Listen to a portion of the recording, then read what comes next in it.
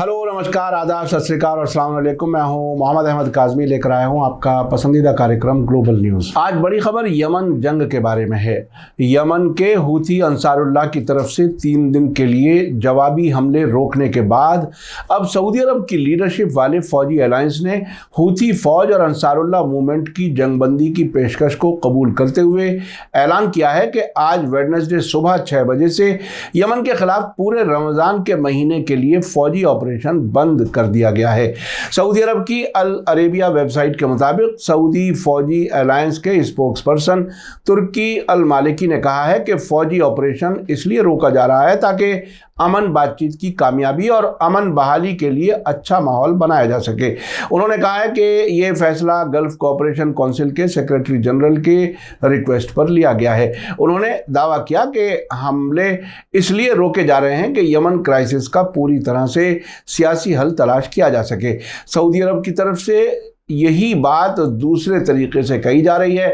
हूथियों की तरफ से अमन का मौका नहीं गंवाने की नसीहत का कोई जिक्र किए बगैर उनकी तरफ से कहा जा रहा है कि जीसीसी के सेक्रेटरी जनरल की अपील के बाद उसने ये फैसला लिया है। फौजी अलायंस के स्पोक्सपर्सन ब्रिगेडियर जनरल तुर्की अल मालिकी ने कहा है कि कामयाब राय मशवरे के लिए ज़रूरी बेहतर हालात बनाने और यमन में अमन बहाली और सिक्योरिटी और स्टेबिलिटी कायम करने के लिए जीसीसी के सेक्रेटरी जनरल की अपील के मुताबिक रमज़ान के पाक महीने में फौजी कार्रवाइयों को रोकने का ऐलान किया गया है।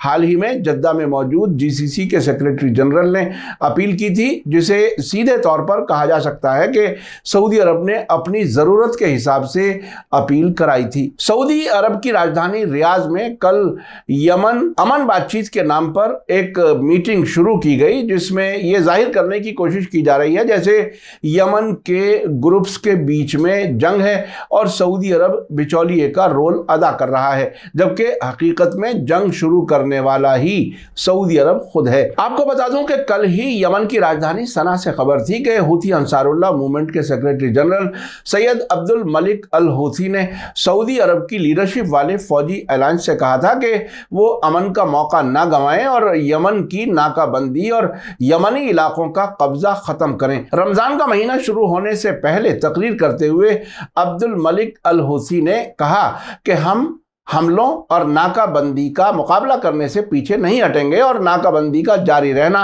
हमें बर्दाश्त नहीं है। हमलावरों के पास हमारे जवाबी हमलों से बचने और क्राइसिस से बाहर निकलने का यही रास्ता है कि यमन पर हमले रोके जाएं, यमन की नाकाबंदी और यमनी इलाकों पर कब्जा ख़त्म किया जाए। उन्होंने वार्निंग दी थी कि अगर आपने ये मौका गंवा दिया तो आपको पछताना पड़ेगा।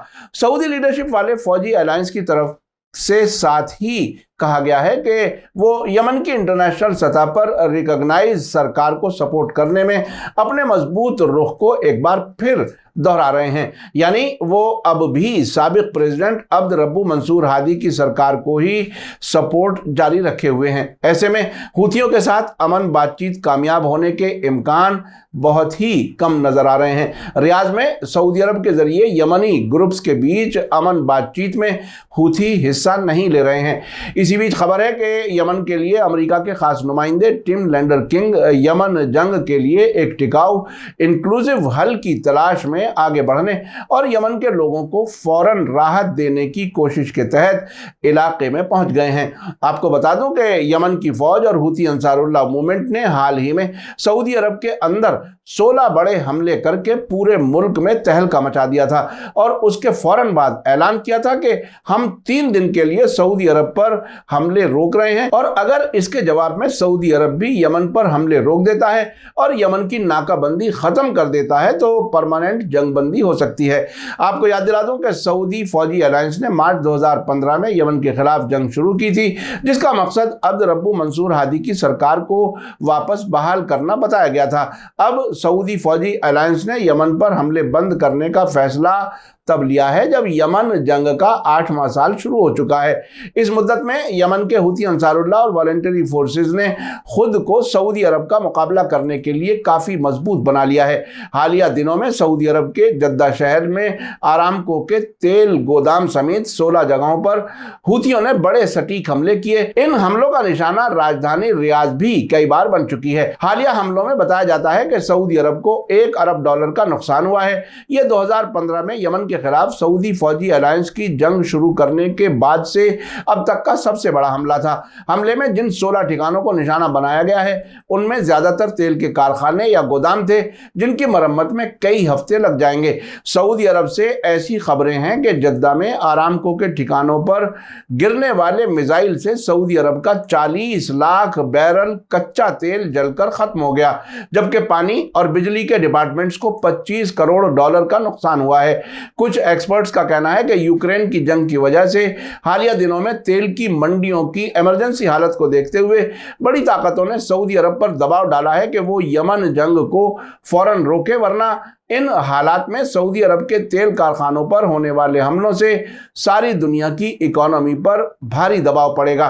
आपको बता दूं कि 27 मार्च सैटरडे को हूती अंसारुल्लाह की तरफ से कहा गया था कि वो 3 दिन के लिए सऊदी अरब के अंदर इंफ्रास्ट्रक्चर और कारखानों पर हमले रोक रहे हैं। अगर सऊदी अरब अमन की पेशकश को कबूल करते हुए यमन पर हमले रोक देता है तो ये जंगबंदी परमानेंट हो सकती है। हूती अंसारुल्लाह ने कहा है कि अगर सऊदी अलायंस हमले और नाकाबंदी को खत्म कर देता है तो उसके साथ हम अमन बातचीत शुरू करने के लिए तैयार हैं। अब देखना है कि क्या रमजान के दौरान जंगबंदी पर पूरी तरह से अमल होता है या नहीं। मीडिया स्टार वर्ल्ड लगातार नजर रखे हुए है। मुमकिन है कि यूक्रेन जंग से पैदा हुए क्राइसिस की वजह से यमन जंग खत्म होने के हालात बन जाएं।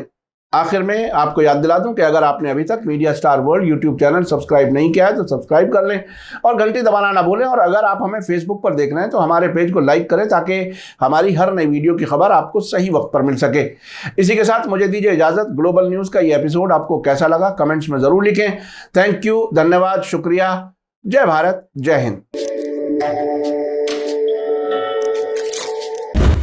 मीडिया स्टार वर्ल्ड के और वीडियो देखने के लिए हमारे चैनल को सब्सक्राइब करें और सीधे नोटिफिकेशन पाने के लिए बेल आइकन दबाएं। और अगर हमारी खबर सच्ची और अच्छी लगे तो अपने व्हाट्सएप, इंस्टाग्राम, फेसबुक और ट्विटर अकाउंट पर जरूर शेयर करें।